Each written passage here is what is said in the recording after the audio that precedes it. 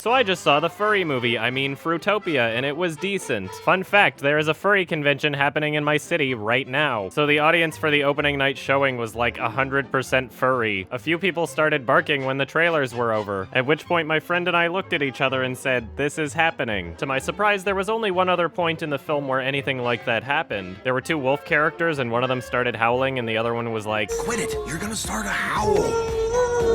And then like 6 people in the theater started howling. And honestly, I kind of expected more shit like that to be happening during the movie, but that was about it. So an audience full of furries seeing Zootopia on opening night was actually significantly less disruptive than the opening night showing for Star Wars. Hilarious. As for the movie, it was decent. It's like every computer animated Disney movie made in the past 10 years, except everyone's an animal and they're all racist. I like that a constant element of the film was the size differences between species. It was entertaining to see different scenarios where they had to invent practical workarounds in order for these species to coexist in a modern setting. Like the super small rodent animals would essentially have kind of a bike lane so they're not a part of regular traffic. Little things like that where you can tell they put some thought into the practicality of this universe were kind of nice to see. The voice acting was pretty good, although the entire time Jason Bateman sounded as though he was trying really hard to sound like George Clooney. I guess that's just maybe what they decided foxes would sound like, because it worked out well before, so why not, I guess. I kinda wish they put a bit more effort into the audio mixing and editing for the dialogue. Every single character sounds the exact same the entire movie, no matter what room or environment they're in, no matter how far away from the camera they are, etc. Their volumes never change, and it all just sounds so fake. Once you notice it, it's difficult to get the image out of your head that they're just actors talking into microphones. I mean, I guess it's fine because kids won't notice and 99.9% of adults won't notice, but when a film like Fantastic Mr. Fox with a significantly lower budget is able to pay attention to details like that, it really shows the difference in priorities between these two films. It's not wrong to have different priorities, so just remember that it's also not wrong to acknowledge them. And speaking of priorities, it's clear that Disney was well aware of the furry demographic when making this film. From the second the teaser trailer came out and they were using the word anthropomorphic, it was pretty fucking obvious. And as more information kept coming out, it became harder and harder for people to deny. Just recently, one of the animators sent out some tweets asking furries to take pictures of themselves seeing the movie in costume. And I couldn't help but feel as though there was some pandering going on in the actual film as well. There's the tiger dancers, the nudist colony scene, the borderline food fetishist, and they even had a macro scene where they're fighting in a super small town for rodents. And the size differences between species all seemed to make sense up until that scene, where I found myself wondering, would a bunny really be that much bigger? I don't know, maybe I'm just overinterpreting, but a few of those seemed kind of purposeless, as though they were forced into the movie. And speaking of forced into the movie, what the hell was up with Shakira? Shakira! Literally the only reason her character exists is so that they can tie in a catchy song so that more people buy the soundtrack. And I am not exaggerating at all when I say that. Who knows, maybe this will get some crappy Best Original Song nomination at the Oscars next year. What's particularly weird about them forcing that song into the film is that it's not really that good. Like, if you're gonna force it in anyway, you'd think that it would at least be a more sellable song. When's the last time Shakira's been relevant anyway? Anyway, I found that the movie's best parts were the action scenes. It kept everything fun, upbeat, and interesting, and everything was really well choreographed with both the characters and the camera. The film had a good score with nothing particularly amazing about it, and the story had some good things going for it and some kind of shitty things going for it. Here were the good things. I liked how they introduced the world at the beginning of the film. The social commentary, although obvious, didn't feel overbearing, and much of the film was genuinely funny. Despite being a furry movie about animals, it never really felt dependent on the cute factor. Sure, they used it here and there, but the film didn't rely on it. And now for the not-so-great parts of the story, where I'm forced to spoil bits of the movie in order to properly address them. If you wish to skip spoiler talk, please feel free to click to this point in the video. There's your warning. 3, 2, 1. So I know that the movie really desperately wanted to touch on racial issues, but would it not have been nice for the villain's motivation to be anything other than, oh, I'm just really racist? They really did not spend any time developing on that at all. And by that point in the movie, things really felt as though they were trying to wrap things up as quickly as possible. I also really hate how they handled the bait and switch with the blueberry and the night howler. They very clearly showed and talked about the blueberries on the car ride to that location. Pretty sure they even waved them in front of the camera, and it would have been totally fine if they had just left it at that. But then as soon as they get in the museum, where it's already excruciatingly obvious that there's going to be some sort of a showdown there, all of a sudden they're like, fuck, I dropped all of my blueberries in case you forgot that I had them. And that's literally right before they decide to shoot him with that blue ball of night howler. As soon as you see him dropping all those blueberries, it's impossible not to think, oh, he's gonna swap it out because the blueberry looks exactly like the Night Howler bullet, whatever. Now, I know what some of you are already thinking. You're thinking, Adam, that's a stupid argument. This movie's for kids, so they have to make it simple enough for a child to understand it. This is for children, Adam. This is not for you. And that's exactly what you should be saying if I was complaining about how obvious the social commentary was. I mean, the entire point of there being social commentary in the film is so that kids can relate to and understand those messages. But since when is the point of a bait and switch scene so that you can call it beforehand? The whole point of doing it is so that you think he gets shot by the Night Howler and then he reveals, oh, it was actually a blueberry, tricked you. How does any demographic benefit from making the reveal more predictable before it happens? Like, as long as you knew that he had blueberries at some point, then it's perfect, and the car scene accomplished exactly that. The fact that they felt as though they needed to emphasize the blueberries again just seems so counterintuitive. Adam, this movie's for kids. They have to dumb it down so that they won't get the intended effect of the scene either. Also, were the blueberries an homage to Fantastic Mr. Fox, or was that unintentional? Eagles love blueberries.